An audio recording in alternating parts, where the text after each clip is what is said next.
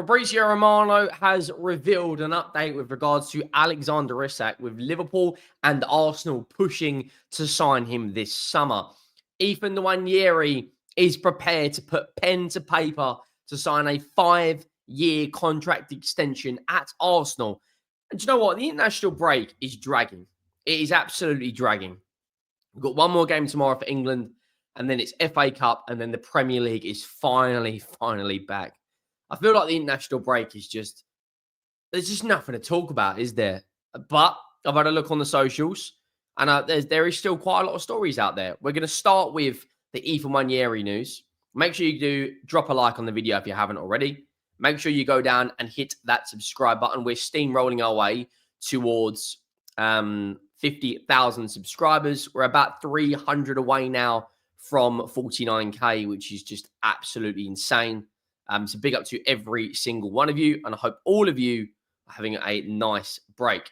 Hit that subscribe button. 90% of you don't. So what are you waiting for? Transfer News Live have put out saying Arsenal will hand 18-year-old Ethan Nwaneri a 5-year contract to fend off interest from Chelsea and Manchester City. I don't think that Ethan Nwaneri would even look at Chelsea right now.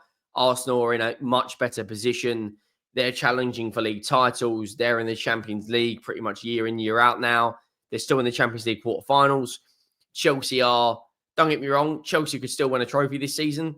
But I think where Arsenal are at is kind of where I imagine his aspirations to be are. And do you know what? I've been really impressed with Nwaneri this season. He's come in, as a young player, 17 years of age, along with Martin Zubimendi. He come in at a time where Arsenal had a massive injury crisis. Odegaard missed 2 or 3 months of the season. Saka's missed 3 or 4 months of the season. Ben White's missed 3 months of this season. They didn't really do enough in the transfer windows, and he's kind of come in, played in the 10, come off the bench, done some nice cameos, played on the right-hand side for Arsenal. I think he is a top player.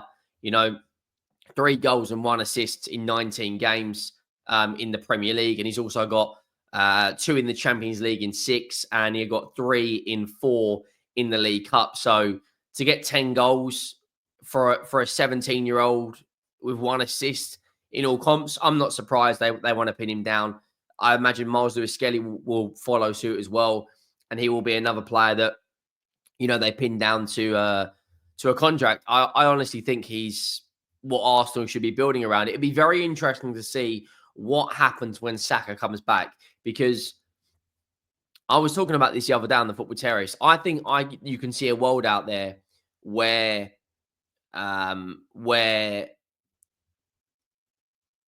Saka goes on the right, Odegaard goes in the 8, and Nwaneri's in the 10, and you have Rice as a lone 6.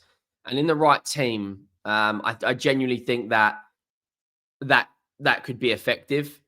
Obviously, playing against the best teams in the world, you of course need, to control football matches as much as you can. And that's kind of what Odegaard and Nwaneri give you.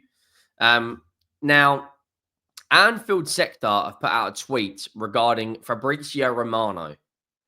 And apparently he said on a YouTube channel, Arsenal and Liverpool are pushing for Alexander Isak. Now, David Ornstein said recently that he thinks that Bruno Guimaraes will end up staying at Newcastle. He's the captain. He loves the football club. And why I'm talking about Bruno Guimaraes is I don't see a world in which both of them leave this summer. Now, if Newcastle get top 4, like I've said, I've remained my stance on this. It is going to be very, very difficult indeed for Alexander Isak to leave Newcastle. They've just won their first major honour in 56 years. They've just won their first trophy at Wembley in nearly 70 years. They are in a very good position to get top 4. Their players are firing on all cylinders. Dan Burns gets his first England call-up, plays really, really well.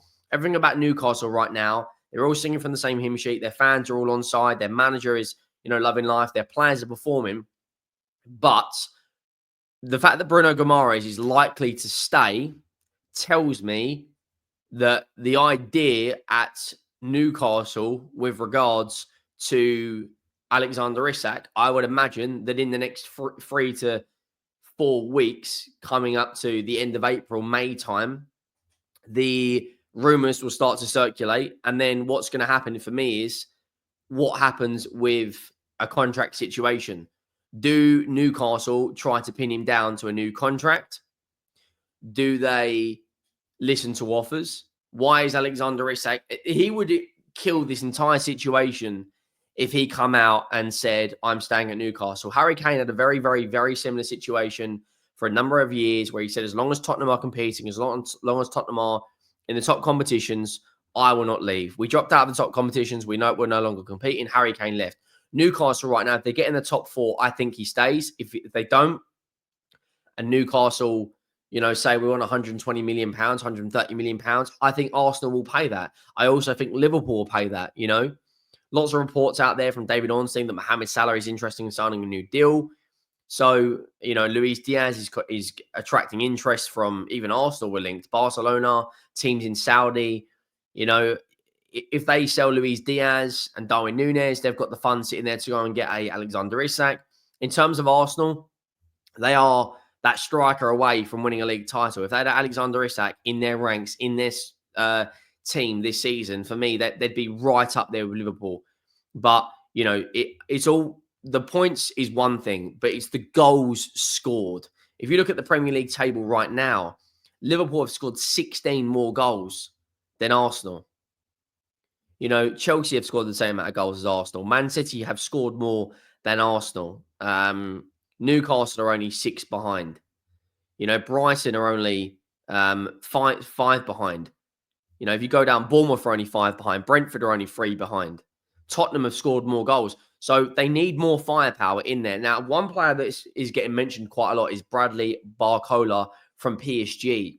And a lot of fans have been saying to me, Henry, I'd rather see Arsenal sign a number 9, someone like Victor Gyökeres, and bring in Bradley Barcola instead of bringing in Alexander Isak on its own. And then you've also got the Zubimendi links. Football London have put out saying that Martin Zubimendi transfer to 51 million agreement and Real Madrid decision. So apparently he's open to joining Real Madrid still.